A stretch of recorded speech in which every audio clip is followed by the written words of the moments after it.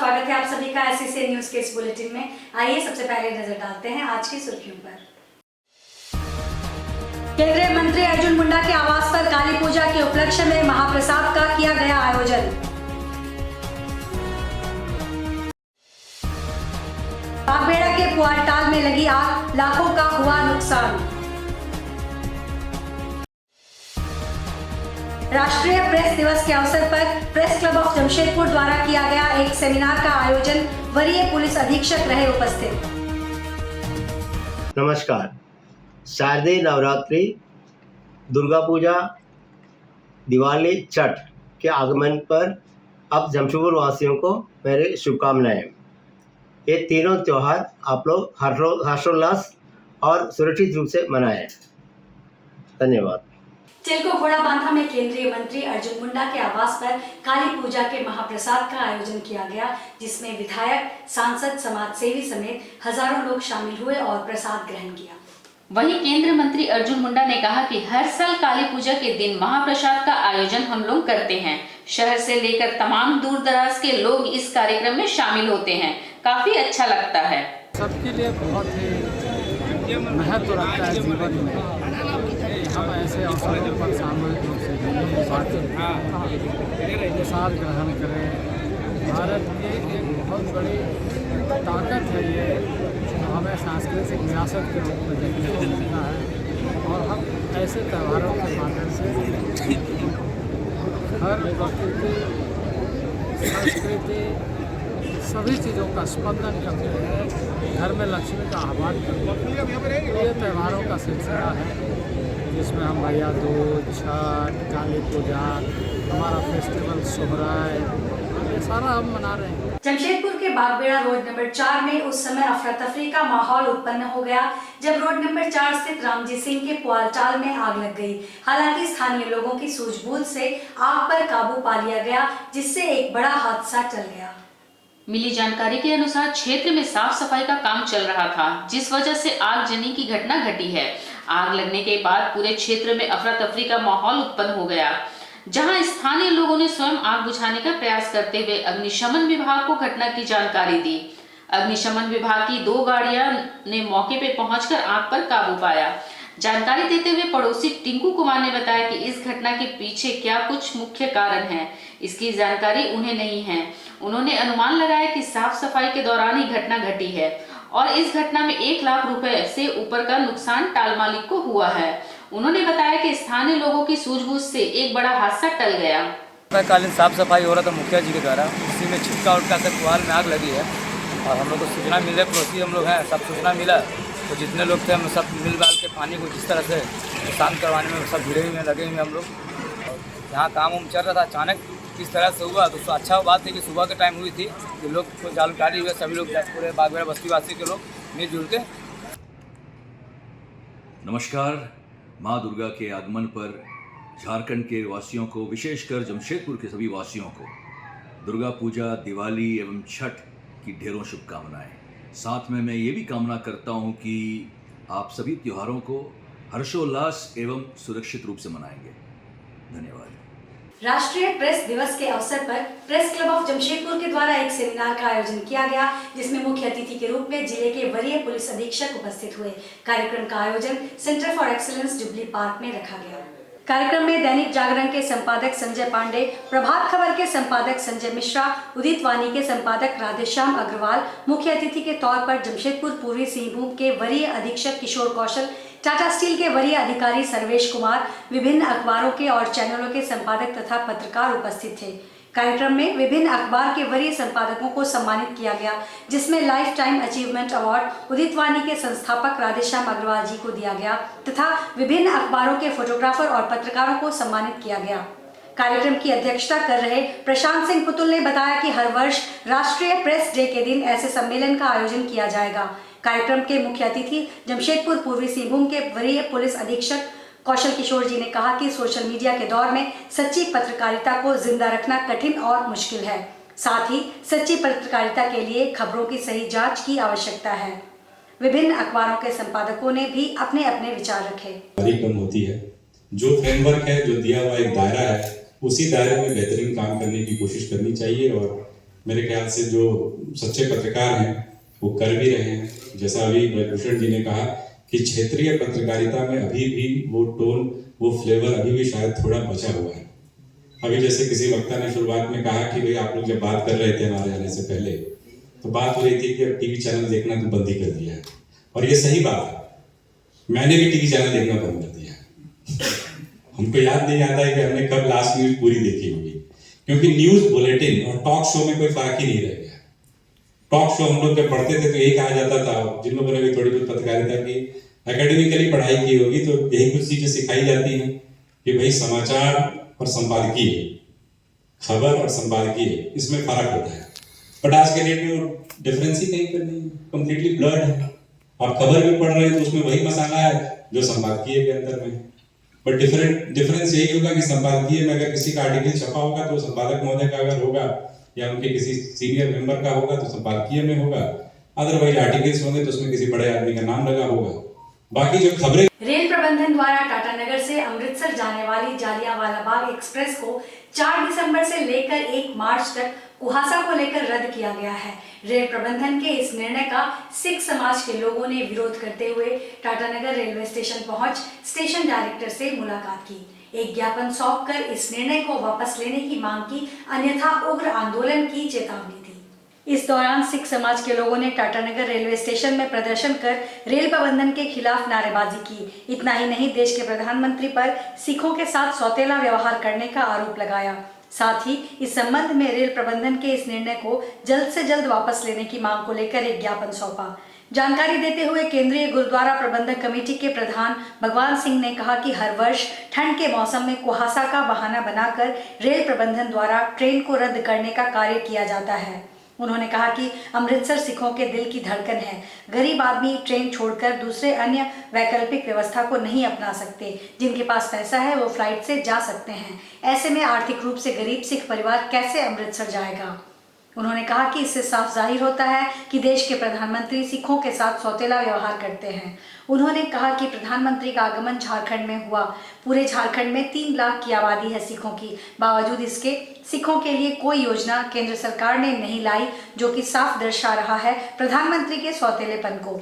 उन्होंने कहा कि इस बार ट्रेन को रद्द नहीं होने दिया जाएगा। इसके लिए अगर धरना प्रदर्शन करना पड़े, ट्रेन रोकना पड़े या फिर सड़क पर उतरना पड़े, सिख समाज के लोग आंदोलन के लिए तैयार हैं। जो कि सिर्फ पंजाब के लोगों के लिए नहीं, इसमें बिहार, यूपी, हरियाणा सभी स्टेट को कवर करती है और सभी जाति के, सभी धर्मों के लोग इस ट्रेन में ट्रेवल करते हैं। और ये हर साल ये ट्रेन को तकरीबन इसी समय में आके बंद कर दिया था कुहासा के बहाने से, जबकि सिर्फ कुहासा पंजाब में नहीं पड़ता और बाकी भी ट्रेनें जब जाती हैं वहाँ पर सिर्फ इसके लिए ज़्यादा कुहासा नहीं। और हम लोग आज ये डिमांड कर रहे हैं कि ये ट्रेन जैसे चल रही है उसी तरह चलती रहनी चाहिए, क्योंकि इस ट्रेन के बंद हो जाने से सिर्फ सिख समुदाय नहीं, सभी समुदाय के लोगों को इस चीज़ का नुकसान होगा। और डायरेक्ट कोई भी ट्रेन ऐसी नहीं कि जो अमृतसर के समय जा रही है। इसके लिए हम लोग डिमांड कर रहे हैं, अगर ये हमारी मांग पर ध्यान नहीं दिया, अगर रेल प्रशासन नहीं ध्यान देगा तो उसके बाद में हम लोग जो आगे की रणनीति है, जो भी शांतिपूर्वक है, जैसे हम लोग तय करना वो तय करेंगे। और ये ट्रेन को किसी भी हालत में हम लोग बंद नहीं होने देंगे। डिमांड तो हम लोग जलियांवाला ट्रेन पंजाब के अमृतसर के लिए जाती है, उसको हर एक साल कुहासा का बहाना लगा कैंसिल कर दिया जाता है। एक तरफ तो हमारे माननीय प्रधानमंत्री जी बोलते हैं कि हम सिखों को अपने बराबर बैठाते हैं, बहुत सी बड़ी बड़ी बातें करते हैं, लेकिन ऐसे हम लोग को प्रतीत हो कि हम लोग के साथ सौतेला व्यवहार किया जाता है। कल भी माननीय प्रधानमंत्री जी आए खूंटी में 24,000 करोड़ का अलाउंस करके गए, लेकिन 3 लाख का लगभग सिखों की आबादी है, सिखों के लिए कोई अलाउंस नहीं हुआ। दर्द है हम लोग का। ट्रेन भी हम लोग की कैंसिल होती है, ऐसा क्या होता है? इसलिए हम लोग आज यहाँ आए थे मिलने इनसे, इनको वार्निंग दे के जा रहे हैं कि इस बार हम लोग ट्रेन बंद नहीं होने देंगे। चाहे हम लोग को यहाँ धरना देना पड़े, पहले धरना देंगे, नहीं फिर होगा, फिर ट्रेन भी रोकना पड़े, तो इस बार हम लोग किसी हालत में ट्रेन बंद नहीं होने। सेंट्रल गुरुद्वारा प्रबंधक कमेटी द्वारा ज्ञापन सौंपी गई है। विंटर सीजन में ड्यू टू फोग कुछ गाड़ियों का कैंसिलेशन है, उसमें से एक टाटा से चलने वाली टाटा अमृतसर एक्सप्रेस भी है। उनका मांग है कि इसको कैंसिल ना करके during foggy weather, during winter weather भी उसको चलाया जा सके। उनकी जो मेमोरेंडम मिली है इसे मैं उच्च अधिकारियों तक पहुंचा दूंगा और जहां तक संभव होगी। नमस्ते। BN अवार्ड्स की तरफ से जमशेदपुर वासियों को हमारी दिवाली और छठ की शुभकामनाएं। आप सब दिवाली को सुरक्षित मनाइए और बच्चों को खुशी से रखिए। आदित्यपुर 2 स्थित मैदान में आदित्यपुर गमरिया विकास समिति द्वारा आदित्यपुर नगर परिषद के पूर्व उपाध्यक्ष पुरेंद्र नारायण सिंह के नेतृत्व में जन सहयोग से 1000 छठ व्रती माता बहनों के बीच चुनरी, साड़ी, लौकी एवं आम की लकड़ी का वितरण कूपन के माध्यम से किया गया। कार्यक्रम के मुख्य अतिथि एडीएम सरायकेला सुबोध कुमार, एसडीएम सरायकेला पारुल सिंह, विशिष्ट अतिथि अंचलाधिकारी गमरिया गिरेंद्र टूटी, थाना प्रभारी आदित्यपुर राजन सिंह, ट्रैफिक इंस्पेक्टर राजेश कुमार, थाना प्रभारी आरआईटी सागर मेहता, युवा समाज सेवी आदित्य सिंह, असिस्टेंट सेक्रेटरी नीतेश मौजूद रहे। इस मौके पर एडीएम सरायकेला सुबोध कुमार एवं एसडीएम सरायकेला पारुल सिंह ने कहा कि लोक आस्था के महापर्व छठ पूजा के अवसर पर छठ घाटों की व्यवस्था दुरुस्त की जाएगी ताकि छठ व्रतियों को कोई परेशानी ना हो। पदाधिकारी ने समिति के कार्यों की सराहना करते हुए कहा कि उगते और डूबते सूर्य की आराधना हमें जीवन में यह संदेश देती है कि जीवन के अच्छे और विपरीत समय में भी लोगों को अपना व्यवहार समान बनाए रखना चाहिए। पुरेंद्र नारायण सिंह ने बताया कि आदित्यपुर गम्हरिया विकास समिति के कार्यकर्ता चयनित क्षेत्र में छठ व्रती माता बहनों के घर घर जाकर कूपन का वितरण कर रहे हैं। उन्होंने बताया कि 15 नवंबर से लेकर 18 नवंबर तक कूपन में दिए गए स्थान और समय पर पूजन सामग्री का वितरण अतिथियों के कार्यक्रमों द्वारा किया जाएगा। समिति को बहुत बहुत धन्यवाद है और ये एक ऐसा कार्य है जिसमें हम सबको जुड़ के करना चाहिए। हिंदू धर्म में छठ पर्व का बहुत ही महत्व है, खासकर इसलिए महत्व है क्योंकि हम लोग सिर्फ उगते हुए सूरज को नहीं, डूबते हुए सूरज को भी प्रणाम करते हैं। क्योंकि दुनिया जिस तरह है उस तरह हम लोग जो आगे बढ़ रहा है उसके साथ सभी हैं, लेकिन जिसने अपना कार्य पूरी तरह समाप्त कर लिया वो अकेला छूट जाता है। तो छठ पर्व यही एक मैसेज देता है कि जिसने कार्य अपना खत्म कर लिया उसके साथ भी हम हैं। और गोपाल मैदान में संवाद कार्यक्रम में लगा विभिन्न राज्यों का स्टॉल, जहां एक से बढ़कर एक आदिवासी कल्चर के कपड़े, पेंटिंग, बांस और लकड़ी के बनाए गए सामग्री, खाने के लिए लजीज व्यंजन देखने को मिले, जो लोगों को अपनी ओर काफी आकर्षित कर रहे हैं।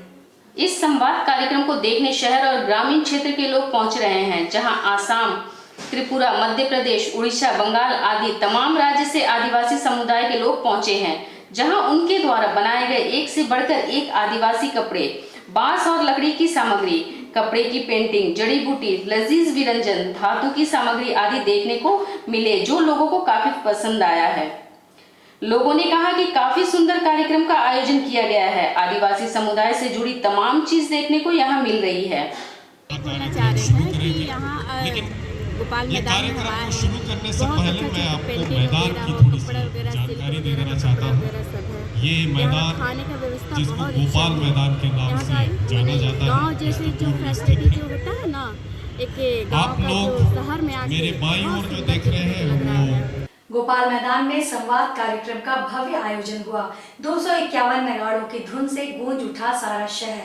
टाटा स्टील के एमडी टीवी नरेंद्रन समेत कई मुख्य लोग कार्यक्रम में शामिल हुए। टाटा स्टील के संवाद कार्यक्रम का आयोजन 15 से 19 नवंबर तक बिष्टुपुर के गोपाल मैदान में हो रहा है।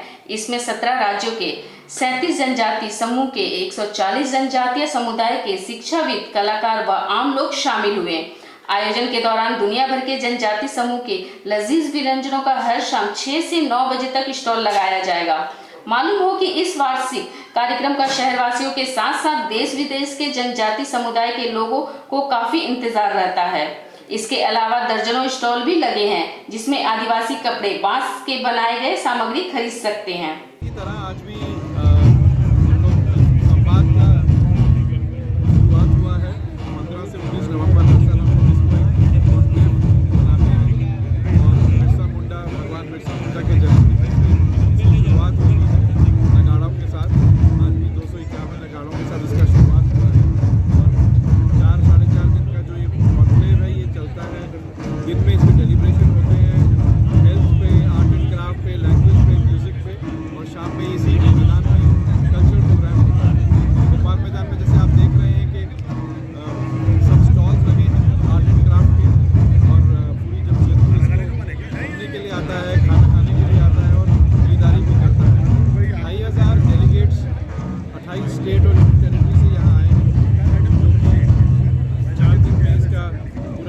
सेलिब्रेशन होगा और हमें उम्मीद है कि एंड की तरफ ये लोग पूरा एक उसका कलेक्टिव बनाएगा, आगे रास्ता देखेगा। और अब 10 साल पूरा हो गया है, ये 10वां एडिशन है, तो इसलिए हमें खुशी इस चीज़ की भी है कि इसका बहुत प्रोग्रेस हुआ है। जो एक छोटा एक कॉन्क्लेव शुरू हुआ था, अभी पूरे देश में फैलने वाला एक कॉन्क्लेव आगाज हुआ है। आज 15 से 19 नवंबर भोपाल मैदान में शाम को 4 बजे दुकानें खुलेंगी, शाम को 6:30 बजे मंच खुलेगा। बहुत अलग अलग जगहों से आर्टिस्ट, डीलर्स, परफॉर्मर्स सब आए हैं, तो आप आएँ यहाँ पे। अलग अलग तरह के नए स्टॉल्स हैं, नए डीलर्स हैं, नई चीज़ें सीखने को मिलेंगी, लोगों का हौसला अफजाई होगा। हर साल जमशेदपुर मेज़बानी का एक नया स्टैंडर्ड सेट करता है। 10वें साल में हमें उम्मीद है कि एक नया ही स्टैंडर्ड सेट करेगा। एंड बस आइए गोपाल मैदान में सब परिवार खुशी मनाइए, हमारा साथ दीजिए। Thank you. आज के इस बुलेटिन में बस इतना ही। हम फिर हाजिर होंगे कुछ और नई खबरों के साथ। तब तक के लिए SCCN न्यूज की पूरी टीम की ओर से मुझे दीजिए इजाजत। नमस्कार।